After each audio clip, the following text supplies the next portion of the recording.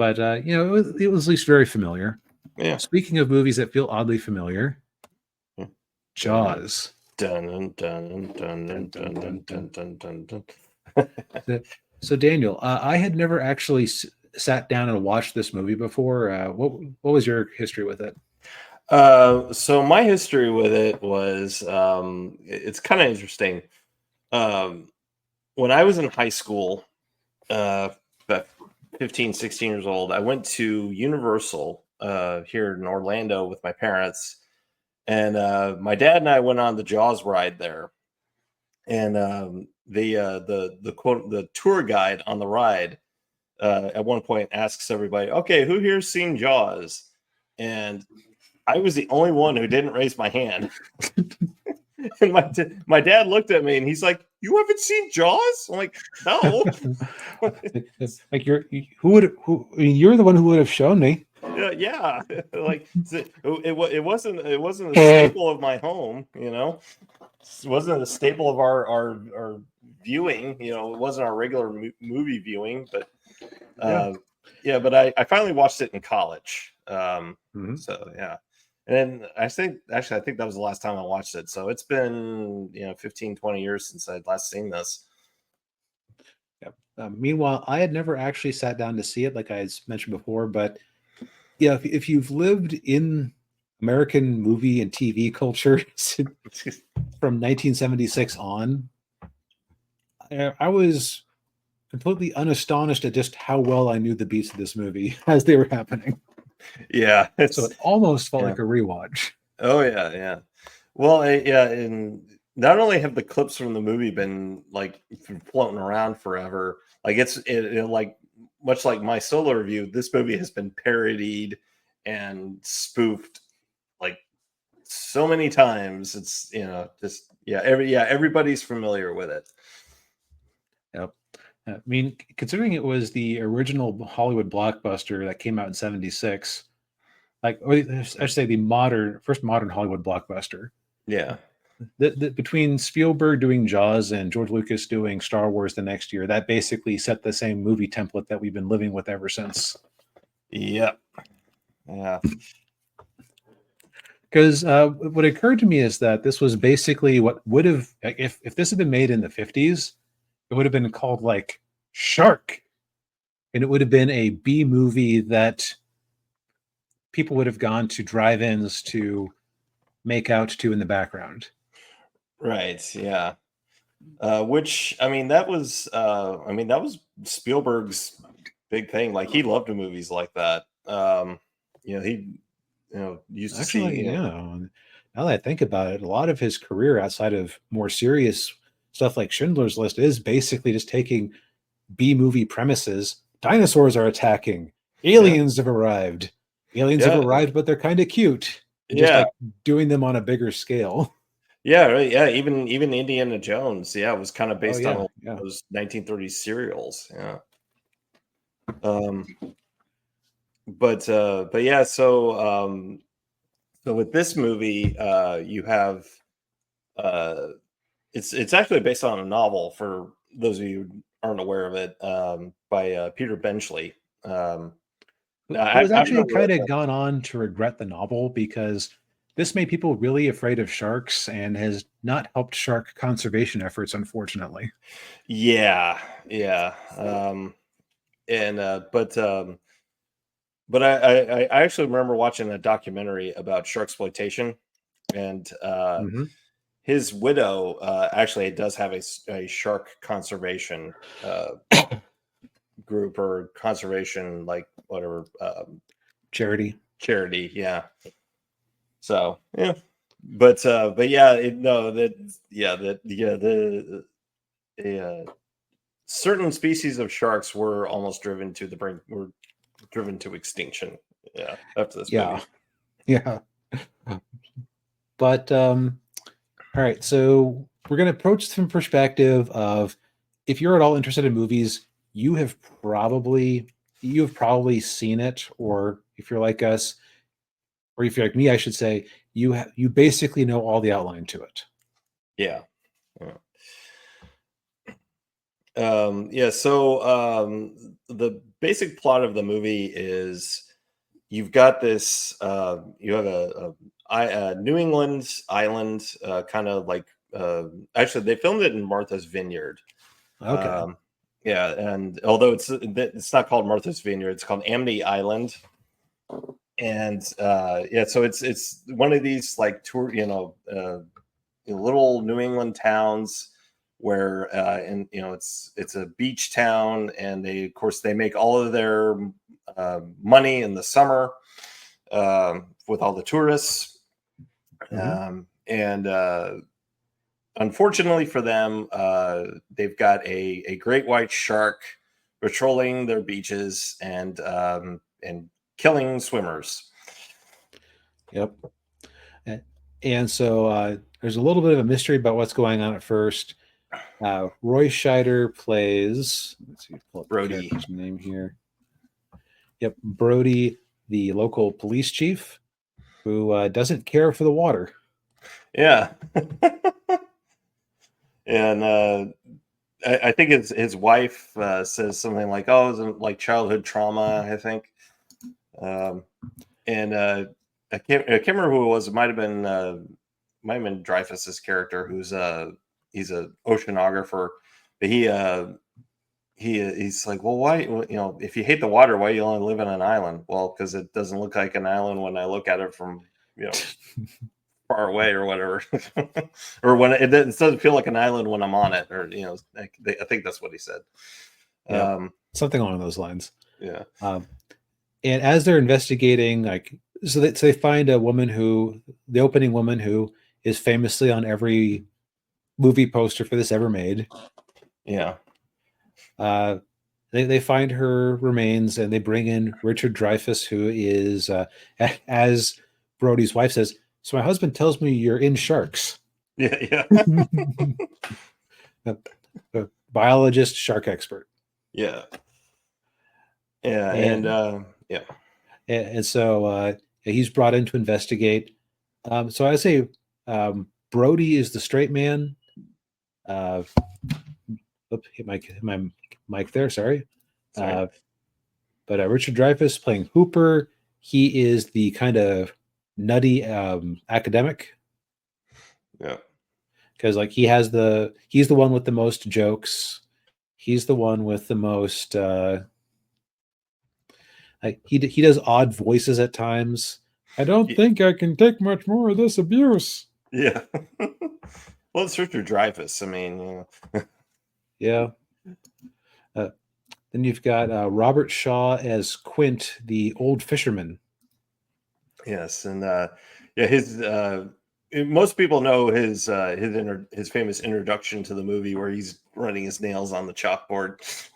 Yep. Which is kind of a perfect introduction to the character, because he's just a salty old cuss who doesn't listen to people, doesn't think much of women, doesn't he's just a weird loner. Although you find out a bit why he might have a couple of screws loose later. Yeah. So then as the shark attacks happen, is particularly over their biggest weekend, which is of course the 4th of July, right? And which includes Brody's one of Brody's kids almost getting eaten. He finally Brody just has enough, and he's like, all right, we need to go get the shark. And so they hire Quint, and he and Dreyfuss, Hooper, they get on his boat and go get Jaws. And that's there's almost two halves to this movie, as I would put it. The first half is the setup, where it's like, okay, is there a shark? Okay, you kind of know from the start that a shark is attacking, just because even though you don't see what gets the girl, you're watching a movie called Jaws, you saw the poster with a giant shark. Yeah. Unless you happened to come across this on TV, having never heard of Jaws, you would, know that it's a giant shark. Right. Yeah. And then the first half, and I think this is something they might have had to do at the time. Okay, so we've seen movies where like made in the 90s where they kind of had to explain to people what email or the internet was, right? Right. Yeah. I almost feel like this movie felt the need to do the same thing with sharks because like this kind of made Sharkmania, right? Oh yeah. Yeah. So I think that they kind of had to explain, okay, if people kind of vaguely know that sharks are fish, but they kind of had to explain some of the details of sharks. Like, there's different types of sharks. Here's the big ones. Yeah. But at the time, sharks were kind of a mystery. I thought it was kind of interesting that as somebody who watches too many nature specials, like we don't even know how old sharks are. They could be 2 or 3 thousand like, sharks who live to 2 or 3 thousand years, and it's like, yeah, no, yeah, yeah. Like there's a species called the Greenland shark that just lives at extremely it's about the size of a great white, but it moves at like the speed of smell, basically.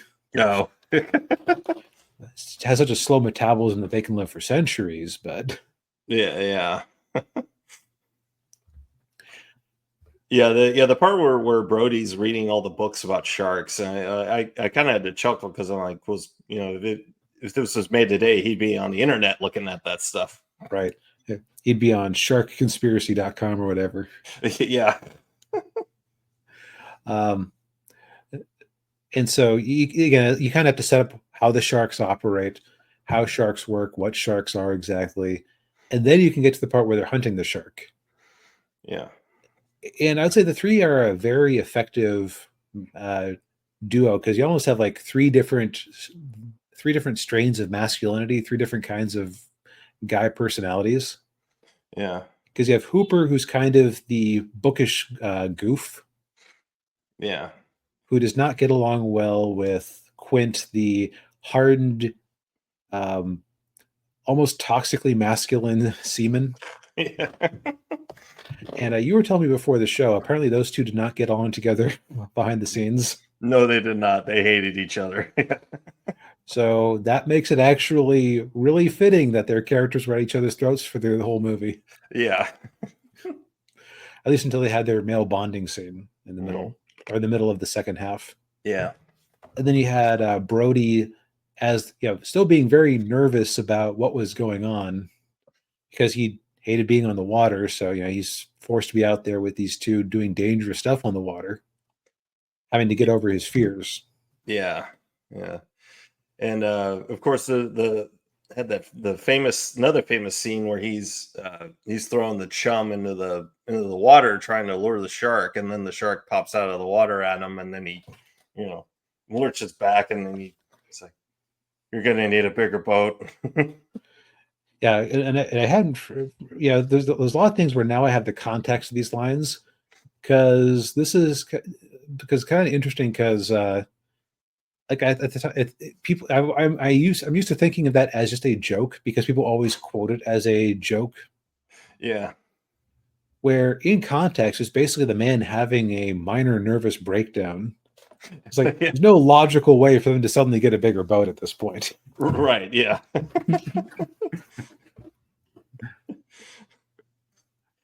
Yeah, and you mentioned earlier the male bonding scene, where they're sitting sitting around the table and getting drunk, and then we have Quint's famous monologue where he was talking about being a crew member of the USS Indianapolis, and they were delivering the bomb to Hiroshima, and then they got torpedoed by the Japanese, and the ship sank, and then they were stuck out in the open water, surrounded by sharks. They look at you, looking all fake with those eyes, like a doll's eyes. Yeah. Yeah. That monologue, by the way, that's still that I remember the first time I watched that gave me chills, and it still does. Because and by the way, for those of you wondering, that actually happened. It was a real thing. With the Indianapolis. And actually, this movie was what raised a lot of the awareness about it, because a lot of people didn't know that happened. Right. Well, as he said, it was kind of hush hush because they didn't want it to be. They kind of wanted to keep the bomb that they were delivering secret. So right, yeah. Yeah, and I think they made a movie about that with Nicolas Cage, but that's on, Well, as he said, it was kind of. Oops, sorry. It's all right. Anyhow, so I would say that so I occasionally do let my subjective state of mind at the time interfere with my enjoyment of things. I'm going to say in the first half, I'm kind of dealing with a family member approaching end of life. So I wasn't necessarily in the best headspace for scene after scene of like, jump scares with dead bodies, watch people being devoured senselessly, that kind of thing. So I kind of had to watch the movie in 15-minute chunks before I just kind of, my feelings just kind of overwhelm me a little bit. Yeah. There is nothing objectively wrong with any part of that first half. No. Then once we got to the second half where they're actually solving the problem, I was much more on board with it. Yeah, it felt more like an action movie. Yeah. Right. It switches from horror to action. Yeah. And of course, the other problem is that I kind of knew how the movie ended. Yeah. But much like other movies we've seen before where just cultural osmosis, you basically know the movie already. It let me keep more of an eye out for setup and payoff. Because the shark is killed by him getting a canister of compressed air in his mouth and then getting it shot, which blows him to heck and back. Yeah. But like they did a very good job of they established the canister. They established that the canister was under pressure and it was dangerous. They kept periodically showing the canisters. Yeah. Just to remind you that they were there. Yeah. Movie has an excellent set of setup and payoff that way, and also with things like at the end, the ship is sunk, and what do you know? They had 5 of those floaters, 5 of those floating barrels. 3 of them were used up on the shark, and then they had 2 left over after the ship sank. So it's like they had exactly as many barrels as they needed. Yeah. So it was just a very. And it's 2 hours long. It had a very nice pace, especially once you got into the action movie section of it. Yeah. Oh, and of course, it'd be remiss if I didn't mention the God tier soundtrack. Oh yes. Well, yeah. Well, it's John Williams. I mean, Yep. The man doesn't do a lot of bad work. No, he doesn't. What kind of startled me was that. So I think I mentioned this to Daniel as I was watching it, that whenever I was watching a scene that I hadn't seen parodied or clipped somewhere, it felt like watching DLC for a video game I'd already played.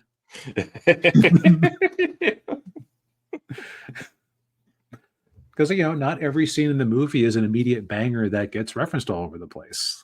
Right. Yeah. The scenes with Robert Shaw tend to get a lot of attention. Mm-hmm. Scenes with the shark, of course, get a lot of attention. Yeah. Excuse me, I had to cough there. That's all right. But like the first half of the movie, the setup half, that doesn't get references often. Yeah. The only one part of it I can think of is like when the townspeople are like, "Are you going to close the beaches?" Also, in what was it, Caddyshack, with the scene with the chocolate bar in the pool where they had the Jaws theme. Oh yeah. With similar shots. Yeah. That's your other interesting things. So one aspect is that the mayor, of course, didn't want to shut down the beach the whole time. Yeah. Apparently in the novelization, that's because he owed a lot of money to the mob. Oh. So he didn't dare hurt the town revenue. Right. Yeah.